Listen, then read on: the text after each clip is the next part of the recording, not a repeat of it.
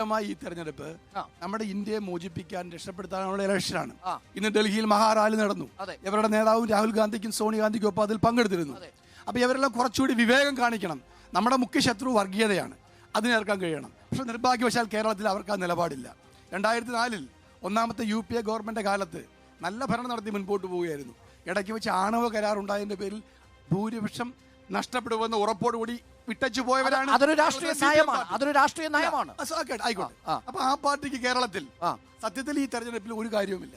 Pathanamthitta parliament മണ്ഡലം തന്നെ അവർ കഴിഞ്ഞ തവണ ചെറിയ വോട്ടാണ് തോറ്റെന്ന് പറയും. ഇത്തവണ വലിയ വോട്ടിന് തോക്കും, ഒരു സംശയം. അത് അവർക്ക് പോലും ഇല്ല. ഈ ഇവരുടെ സ്ഥാനാർത്ഥി പോലും ഇവിടെ സ്വീകാര്യനല്ല. തോമസ് ഐസക് എന്ന സ്ഥാനാർത്ഥിക്കെതിരെ ഇവർ പാർട്ടിക്കകത്ത് ഒരു വലിയ നേതാവ് സ്ഥാനാർത്ഥി അവർ ആഗ്രഹിച്ചിരുന്നു. അതാണ് തർക്കത്തിലേക്ക് കൊണ്ടുപോയത്. തോമസ് ഐസക് മൈഗ്രേഷൻ കോൺക്ലേവ് എന്ന് പറയുന്ന ഒരു പരിപാടി തിരുവല്ലയിൽ നടത്തി.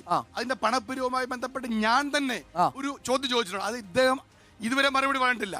അതുമായി ബന്ധപ്പെട്ട് CPM-നകത്ത് വലിയ തർക്കം നടക്കുകയാണ്. അപ്പൊ CPM-ൽ ഒരു കാലത്തും ഉണ്ടാകാത്ത ആഭ്യന്തര സംഘർഷമാണ് ഈ ജില്ലയിൽ നടന്നുകൊണ്ടിരിക്കുന്നത്. ചോദിച്ചോട്ടെ, തോമസ് ഐസക്കിനെ കുറിച്ചാണ്. തോമസ് ഐസക് സ്വീകാര്യനല്ല എന്ന് പറയുമ്പോൾ കേരളം കണ്ട ഏറ്റവും മികച്ച ധനകാര്യമന്ത്രി എന്ന് വിശേഷിപ്പിക്കപ്പെട്ട തോമസ് ഐസക് ഈ മണ്ഡലത്തിൽ വിജ്ഞാൻ പത്തനംതിട്ട പോലെയുള്ള വളരെ ഇന്നോവേറ്റീവായ സ്കീമുകൾ അവതരിപ്പിച്ചുകൊണ്ട് വരുമ്പോൾ ഇഡിക്കെതിരെ 7ാമത്തെ സമൻസിലും പ്രതിരോധിച്ചു നിൽക്കുന്ന തോമസ് ഐസക്കിനെ പുറത്തുനിന്ന് പിന്തുണയ്ക്കേണ്ടത് നിങ്ങളുടെ രാഷ്ട്രീയ ഉത്തരവാദിത്വമല്ലേ പഴകുളം മധു? നിർഭാഗ്യവശാൽ ഞങ്ങൾക്ക് കഴിയില്ല. കാരണം കേരളം ഇന്ന് നേരിടുന്ന ഏറ്റവും സാധാരണക്കാരായ പാവങ്ങൾക്ക് ഉച്ചക്കഞ്ഞി കൊടുക്കാൻ കഴിയാതെ, പെൻഷൻ കൊടുക്കാൻ കഴിയാതെ 55 ലക്ഷം പേർ സാമൂഹ്യ പെൻഷൻ കിട്ടാതെ വലയുന്നത് ഈ ഒറ്റ മനുഷ്യൻ കാരണമാണ്. ഈ മനുഷ്യനാണ് കേരളത്തെ ഈ കടക്കണിയിലാക്കിയത്.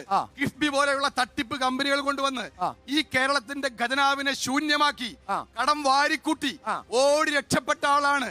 സ്വന്തം വേരുകളില്ലാത്ത ഒരു നേതാവാണ് ശ്രീ തോമസ് ഐസക്. അദ്ദേഹം കേരളത്തിലെ ജനങ്ങളോട് ചെയ്ത ക്രൂരതകൾക്ക് പത്തനംതിട്ട പാർലമെന്റ് മണ്ഡലത്തിലെ ജനങ്ങൾ കണക്ക് എണ്ണി ചോദിക്കാൻ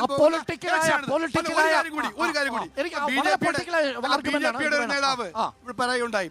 അദ്ദേഹം പറഞ്ഞത് അവരുടെ സ്ഥാനാർത്ഥിയെ കുറിച്ചാണ്. ഞാൻ പറയട്ടെ, കഴിഞ്ഞ തവണ ഈ പറയുന്ന BJP-യുടെ ഇപ്പോഴത്തെ പ്രതിനിധി CPM-ൽ നിന്നും BJP-യിൽ പോയി സ്ഥാനാർത്ഥിയായ ആളാണ്. മനസ്സിലായല്ലോ. ഇത്തവണ അവർക്ക് വേറെ ആളെ കിട്ടത്തേ ഉള്ളൂ. BJP-യുടെ സംസ്ഥാന പ്രസിഡന്റ് 2,80,000 വോട്ട് വാങ്ങിയ ഈ മണ്ഡലത്തിൽ ഒന്നാം കട മണ്ഡലം അല്ലത്.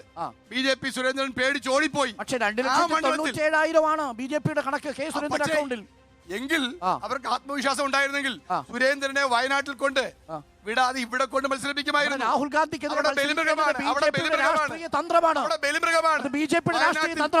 വയനാട്ടിൽ വരും ബലിമൃഗമാണ്. എന്തുകൊണ്ടാണ് സുരേന്ദ്രൻ ഓടിപ്പോയത്? സുരേന്ദ്രൻ പത്തനംതിട്ട വന്നപ്പോഴും നിങ്ങൾ പറഞ്ഞു, പക്ഷേ 2,97,000 3,03,000 വോട്ടേ കുറവുള്ളൂ. അപ്പൊ BJP-യിലെ ചിന്തിക്കേണ്ടത് ആ 3,000 കൂടി ഏടിപ്പിടിക്കാൻ അവരല്ലേ ശ്രമിക്കേണ്ടത്. ഓടിപ്പോയി. അതല്ലേ നിങ്ങളുടെ നേതാവ് AK ആന്റണിയുടെ വീട്ടിൽ നിന്ന് സ്ഥാനാർത്ഥിയെ കൊണ്ടുവന്ന് നിർത്തിയത്? ആ വീട്ടിലെ സ്ഥാനാർത്ഥിയെ വെല്ലുവിളി ഏറ്റെടുക്കുന്നു. ശരി, അതിലേക്ക് വരുന്നതിന്